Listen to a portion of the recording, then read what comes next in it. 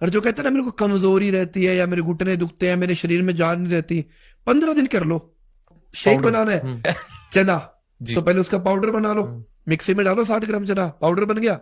1 गिलास दूध डाल दो, 1 केला डाल दो, 2 खजूर डाल दो और 5 ग्राम गुड़ डाल दो।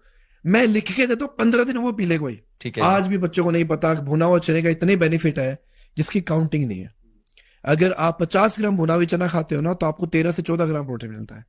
प्लस उसके साथ आपको मिलता है गुड अमाउंट में फाइबर, जो आपको डाइजेस्ट करने में हेल्प करता है।